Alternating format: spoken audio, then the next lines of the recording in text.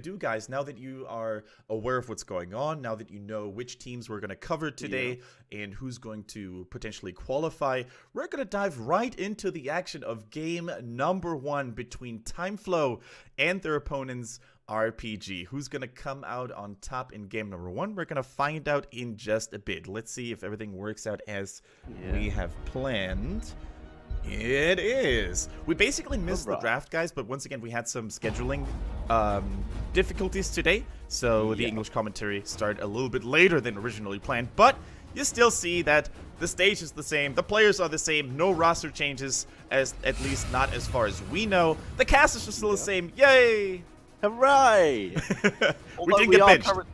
As you could probably tell by the current choice of dress from the two of us, we are very cold. My indoors room is -1 degrees, so I am very cold, but I'm ready to warm up with some casting. Yesterday, I helped my girlfriend move because she is required to move to a different town, and the car showed us that it was -12 degrees Celsius over here in Germany, so it is just freezing at the moment. For those of us who don't use the superior temperature measuring system, that is very cold. Very cold. Very cold indeed. And over here we can see the players of TimeFlow, a team that maybe not all of you guys may be familiar with, especially if you're watching this for the first time, HGC China that is. TimeFlow is a team that just qualified for HGC for the first time this phase. However, they do have a very infamous player called Timeless in their ranks, who used to be a legendary Grandmaster player in Europe while he was studying abroad, basically, in England, I believe it was. So definitely a team to be on the lookout for. And RPG, a long-time veteran team, unfortunately not performing too well this season, Tetcher. Yeah, they have fallen off potentially due from information Kendrick was able to gather over the time off, potentially due to practice issues. But for now, we actually do have our game. On the left, it is TimeFlow with Timeless on Genji, Cat on Ariel, L11 playing the Cassia, Dewey on the Blaze, and I missed who was playing a Nubarak because I started too slow. No worries, we've got RPG here in the red trunks, we've got Chicken on Malfurion this time, Wang plays Murden Saw on the Uther, Infinity goes for Gul'dan, and Greymane once again played by Loktar, a legendary Greymane player. And we see a very interesting double full support composition coming up for RPG. F-Show, by the way, playing the Nubarak. And yeah, it is very interesting. A double support... Oh my god, Timeless. Okay, that was ambitious, but he did live. So that is all good. But yeah, a double support comp, a Malfurion, which is very interesting, supporting the Greymane and the Gul'dan. It looks like everyone will at least begin live. Oh my god, the Blaze is just causing damage every which direction. 11 very aggressively moves in to get the fend. Has to take a lot of damage though due to the zoning of route, and that will be Loktar picking up the first kill of the game, looking for Cat to see if he can get his second, but no, rolling into the backline to keep himself safe. And Ariel will be taken down, double kill at the start of the game for RPG. And RPG is coming out swinging in this first game. Remember, it's a best of 5, but winning the first one could really make or break a team in terms of momentum, in terms of morale.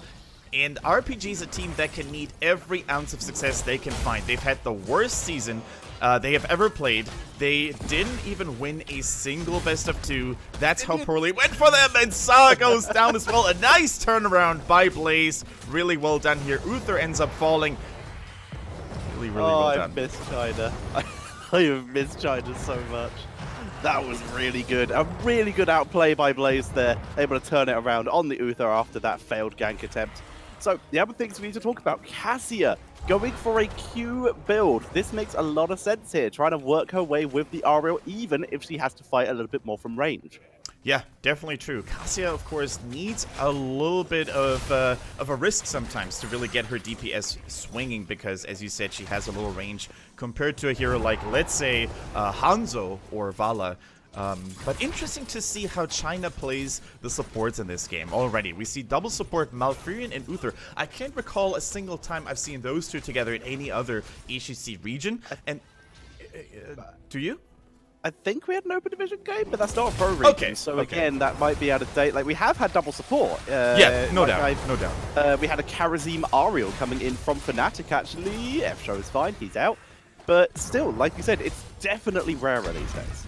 Yeah, definitely true. And then we have, on the other hand, solo support Ariel, which is also not really the go-to choice anymore, because Ariel, ever since she was, or all the supports were nerfed by 5%.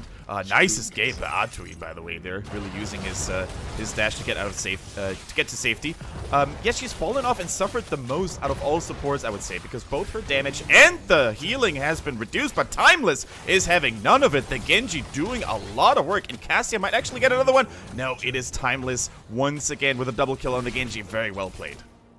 Very well played indeed. Good start coming in here from TimeFlow. After a rough double kill at the beginning, they are beginning to make it back. Another failed invade there. Another failed attempt at aggression coming in from RPG. As we see TimeFlow taking position for an early push. Not going for the immediate objective because they are still behind in XP. RPG have been soaking lanes a lot more efficiently, even after forcing Blaze off top lane, who's only just really rotated back. However, RPG using their small advantage, which has now been equalized, to gain at least a couple skeletons on that objective.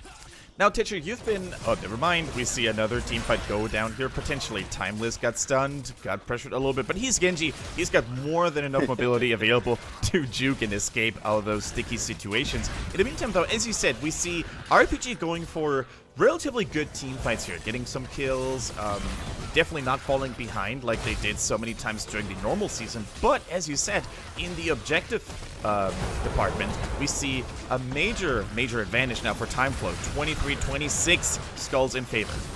Positioning is being taken up. RPG looking to force something here. They're able to pick up the kill on Timeless. That's huge. Loktar, as usual, just turning it up. Wang is finally back on his Muradin, and he is looking happy for it. Picking up yet another kill, but an immediate turnaround by F-Show, allowing them to get the counter kill on Infinite, but it's not going to be enough. A full team wipe coming in from RPG. Wow. Only at the cost of Infinite.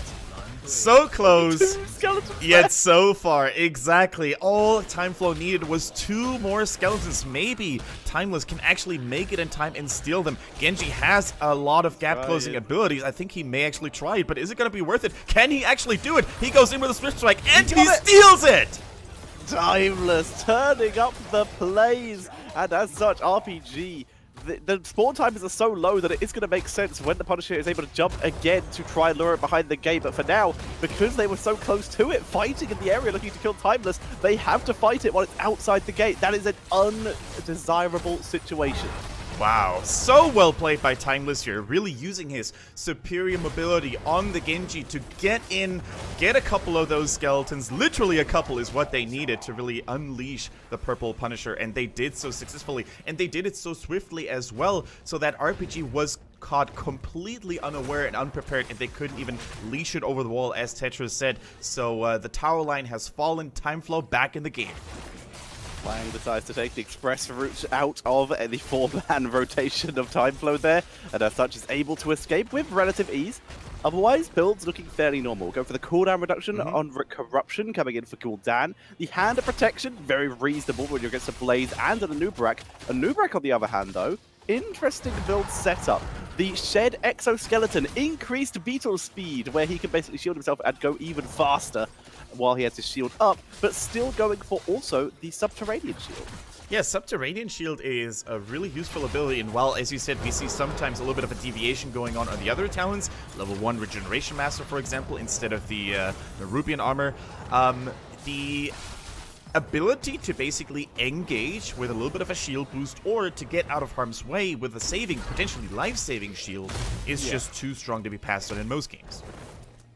And Cassia going with the pretty standard Ring of the Leech and even a little bit of bursting light, adding some burst damage, because right now she is very poke heavy, but that spearboard doesn't actually affect her attack damage too much. Wang actually stacks his Q, looks at the kill, Twilight Dream as well. That is hit, and the kill is achieved. Burning 2 heroics for it, but that is a wonderful kill on a 2. Yeah, that was really well done. You could really see the perfect communication by RPG. They were fully committed. They realized that they had enough crowd control abilities ready to lock down Anub'arak, and as we say it multiple times and times again, he is... Okay, never mind. A strong bunker escape though by Atui. Just another day in the office of a Blaze. Very well done. But yeah, Anub'arak, he's not resilient as other warriors in terms of raw HP pool, so once you lock him down, you can really make sure to get the kill, especially if you prevent him from burrow charging, which was exactly what Malfurion achieved. Really well done. And I think in those situations, maybe the Nerubian armor could have saved him, because it would have blocked so much damage from the Twilight Dream, from the Gul'dan abilities. But yeah, it's always easy to say that in hindsight.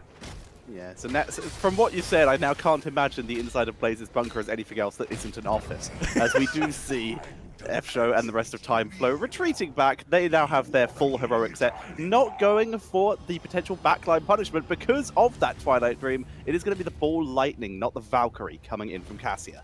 Yeah, very true. Very true. We have seen a little bit of Valkyrie action in the season of HGC China, and it continues to be a sleeping heroic ability, I want to say. It can really, really have a lot of value if you manage to get one of the squishy backliners, maybe the enemy support in it. But by the same token, the Ball Lightning just adds so much additional damage, especially for Auriel to generate hope from. Yep, and there is also the issue, as we mentioned, a little bit of an engaged Twilight Dream for the turnaround, and Aegis used onto the damage dealer of Genji as he's able to jump back. Nice bunker from Blaze. The Ball Lightning shreds through the members of RPG with Infinite already taken out. Wang is trying to hold the line. Genji through the gate looking for the kill, but can't out-damage the healing of Malfurion. And the Moonfire from Chicken turns it round. They're pushing forward. The blind is good, though. Anub with the counter-attack. The Avatar is popped using the cleanse of Uther as they're desperately battling back and forth, looking for a kill. But Wang is able to pull back and grab to the fountain. Timeless wanted to bite off more than he could chew there. He was going in with the Genji. He realized he still had Deflect available, but there was too much crowd control available for RPG as well to just interrupting and stop the effect of the Protected here. So a little bit greedy, a little bit overzealous, but let's see what RPG can make of it. Anubrek is stunned and brooded. He also has reduced healing. Cat is in trouble now.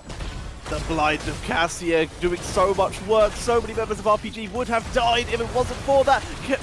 Beautiful damage by Auriel there. Saar will die here, standing on the Aegis. And he is going to run back and try and heal his teammates here. Whereas in the backline, little bit rougher for Locktar. He was looking for a cheeky kill. No way to escape. Thanks to the cocoon, he goes down.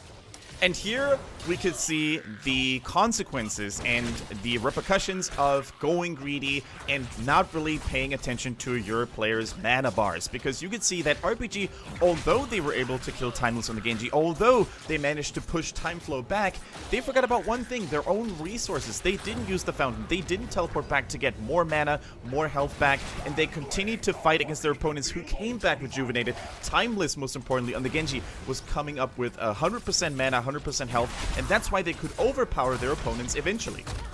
Wang just messing up his Dwarf Toss there, was stunned by the boss, and as such does take a little bit of damage, but able to drop a nice counter stun onto FShow. I really do like, even though it didn't look like just a failed there, but Avatar having to be Wang will swipe the Horrify, turning on Cassia. The blind doesn't actually land, but the boss stun, the Punisher stun, still too much to fight through, and Locktar will likely fall here. There's the Malfurion route to try and save him. Divine Shield, clutch move by Saar. But to go back to my earlier point, Saar may have looked like he was just dying there on purpose, and that's exactly what he was doing. He thought his team could maybe get a turnaround. He was out of mana, as you said earlier, so his best strategy there was early enough to just die and give his team a chance to fight on, but it was not enough. As Chicken gets the help of protection, Twilight Dream as they turn around, go for the throat. Locktar picks up one, picks up two, and looks for more with the help of Infinity. Bunker drops the escape route, and FShow, the only one still in danger. Locktar looks from shared exoskeleton, though. That's a speedy beetle as he makes his way to the gate. Locktar picks up the kill with the final hit. Fantastic play by Locktar on the Greymane, getting a double kill with Go for the Throat. Two charges being used to great effect here. And then, of course, in the Worgen form, it is the easiest thing in the world to chase down Anubrek, who's low on mana, no bird charge ready there. And RPG coming back with claws here, really clawing their way back into this game. In XP, they actually take a slight lead even over their opponent's TimeFlow. RPG are reminding me why we used to love them so much. Locktar is just a god, and Chicken looks pretty good on this Malfurion, and Wang is just destroying on this Muradin. Really entertaining to see. However, the Anubarak of FShow has just been causing them repeated problems throughout this game, and it's likely just going to get worse and worse. He has gone for, I believe that's the cooldown reduction on the shield, so maximum shielding, maximum mobility here. Yeah, very true. And look at the Wizened Duelist here, Tetra, by the way. We just saw the Observer highlighting the stacks for Locktar. 18 stacks up to this point. And while Wizened Duelist no longer works like before, where it just would boost your auto attacks through the roof, it is still a very, very important talent. Could you go over it real quick, Tetra, and on the changes, basically, that were applied to the talent?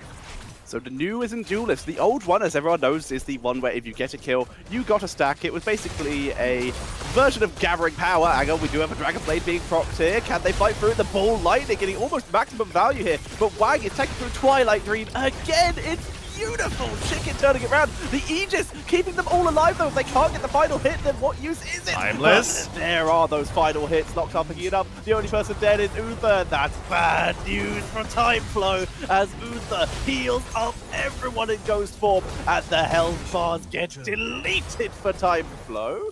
As we see a Nubarak trying to flee. Good luck getting out of there, HF Show. Have Cocoon? No, he does not. It's just a speed boost, but guess who's also fast? Locktar. He has his own speed boost. And Locktar That's another stack. picks up yet another kill and another stack. As the new stacking works, every 6 attacks against an enemy hero increases Greymaine's basic attack damage by 1% up to 30. And he gains triple benefit from attacking in Walken form. Half of those bonuses are lost upon death, which he just won't do. Exactly. Locktar looking like an absolute menace right now, getting kills left, right, and center. But we also have to highlight the power of the Chicken Malfurion here. Landing one God Twilight Dream after the other. In this team fight, I think he silenced at least 4 enemy team members. Wonderfully done. And let's face it, TimeFlow does have a couple of heroes who are very susceptible to getting silenced. I mean, Cassia, if you silence her, she can't use any of her blinds to keep her safe against Greymane. Genji, he is a baby compared to his normal form. If he can't get out of the team fight using Swift Strike or Cyber Agility, you're going to be having a much easier time to actually get rid of Timeless there. Honestly, this is some of the best performance I've seen from Chicken in a while. He just looks good. Oh, Timeless. Getting chased down by Tsar. We've seen how this matchup could go. He's so far away, but in this time, the Punisher is just going to be pushing on its own without assistance, so Timeless will actually live here. But really interesting to say, every Twilight Dream Chicken has managed to do this game has been money, and I expect that to continue. Definitely true, and now we see a flank coming in. The Punisher lands a stun. Really good silence once again. They just want to make sure that no more Anubarak shenanigans will be ready for TimeFlow, and they managed to do exactly that. Now it's 40 seconds, Tetra, that TimeFlow has to defend with 1 Beetle down. It's like the one-man mosh pit. Sometimes it's just worth. Hand of protection is used. Ball Lightning doing way too much damage to Chicken, but he's able to keep at the back, keep himself healed. Second is that Twilight Dream. He moves to the back line and stays there, but his healing output, the little burst healing he's getting, are preventing Genji from moving in and getting kills. Now, I can't stress enough how important it is for Timeless on the Genji to play very cautiously. If you look at it, there is so many interrupts, not only to the deflect, but also to shut him down and not being able to use his Cyber Agility or the Swift Strike to get out of harm's way. We have a Horrify. We have an Uther double stun potentially with Benediction at level 16 now. We have Murden with a stun. We have Twilight Dream, the Roots as well. The amount of sheer CC that RPG is bringing to the table in this game is just so cool to see. And if there's a split-second lightning speed reaction here from either of those tools, it could be lights out for Genji. So we see TimeFlow once again moving out onto the map. RPG in a defensive position. They're on even talents and even levels for the next second. As level 19 shall be hit once a minion dies anywhere on the map at this point. There we go. But yeah, right now, RPG, they're very content playing safe until either the next objective or until they hit level 20, whichever one comes first at this point. And if you take a look at the minimap, you see that the game is quite balanced, quite even. Both teams still have 1 fort respectively, both teams still have all the keeps available, but the major difference right now is the huge 1 level lead for RPG, which also means that they're going to gain access to their Storm talents at level 20 much more quickly, and this could be all the advantage they want to use for a final team fight here. Yeah, and you can tell that RPG, their strategy very much does seem to be around whoever we engage, we blow up, because Greymane has gone for Alpha Killer. That bonus percentage damage when he's in Worgen form for the attacks, it's a huge boost, and it's basically going to make killing F-Show, which they have done repeatedly this game, even easier. Exactly. By the same token, though, TimeFlow could try to maybe turn on the heat right now, because this is going to be their last chance of fighting on even terms. But it looks like they decide that they want to soak the 20 themselves as well. It's not too far. It's not too far, exactly. They can do it, but they need to be quick, and they need to avoid RPG, because RPG, they're going to use their level advantage. They have 20. They're going to try and force a fight. Exactly. So in position. You brought up a very good point. Never mind, there goes a stun on Cassia, but the follow-up is not there. In the meantime, F-Show in the backline is under a lot of pressure, squashed and surrounded by 4 members, and this is yet another pick against TimeFlow. This is a keep toucher. I don't think they can defend it without a noob. That was absolutely, they were able to put on a big fight there, where the fact is, you saw the exact same move coming from both teams, and RPG's working out better thanks to that level 20 and thanks to the better backline defensive comp. Muradin moves into the backline, he survives, he can dwarf toss out. Anubrak uses his engage to go into the backline of RPG, they kill him. They have the burst to do so, despite this double support comp. So here is where I kind of disagree with RPG's decision-making. They could have waited for the next minion wave, perhaps, use their level 20 advantage, and still continue to use Gul'dan's poke to maybe get this middle keep. I think they retreated a little too early. By the same token, though, they realized what a threat this Fallen Shaman camp on the side of TimeFlow could prove to be. A Fallen Shaman can single-handedly take down a keep all by itself. So they're playing a little safer, they're playing a little bit more macro-oriented than forcing the issue here with raw aggression, and that is definitely something that we can see RPG having evolved here compared to the regular season, where they oftentimes made reckless decisions, where they oftentimes prioritized team fighting above everything else. Right now, they're just trying to get the objective, they're trying to make a final move with that one. By the same token, though, they're also aware of their opponent's moves. They realize that TimeFlow could try to go for a flank. And they might do, they are trying it here because level 20 is available for TimeFlow as well. Wag moves in, double stun on both the tanks, not the ideal target. Bursting light is used. Infinite lightning is coming out here. The damage from Cassia, they're not splitting. Split, you fools! Finally moves away, moving in onto the Valkyrian. Twilight Dream only getting the Anubrax. They're trying to turn around. Wag is frontlining like a master though, and his distraction gives this team the positioning they need to escape. Wow, and look at that, the ball lightning is ready already, because with every bounce, you get a little bit of cooldown reduction as well, and guess what, RPG just gave them a lot of bounces. Here it comes, it's still going, finally Muradin jumps out, so it's going to still be on cooldown this time, but it's Wag who took all of that damage this time. He is going to be able to heal it up, and that's exactly what we see as they move in, stun, landing onto Cassia, Genji into the backline, looking for it, no Twilight Dream available yet, as they move forward, Horrify has not been used, down goes Genji, Valkyrian healing himself up, Infinity looking for the best move here, as Lockdar, Wang doesn't make it over the wall, he's in serious health danger, but he does survive thanks to that dwarf toss. Everyone stays alive for RPG, and now all they need to do is lick their wounds, use the power of double support to get back in good shape, and TimeFlow, they're fighting a desperate battle, 4 versus 5, can they hold it?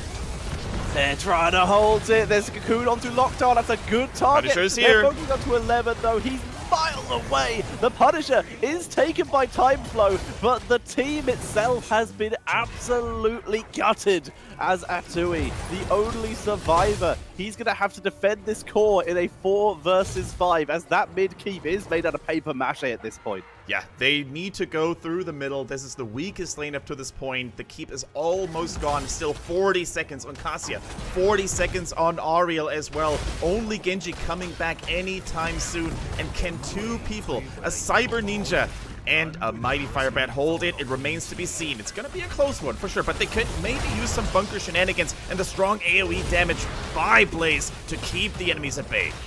The Twilight Dream does not pick up the kill they would have wanted here, but once again, Horrify is still available. There is the bunker. Dragon Blade comes in, but the root of Valkyrian and the Horrify set this up. Timeless is still alive, actually. Alive. He does make it out a little bit, but the core does not. And that is going to be game number 1, going over to RPG.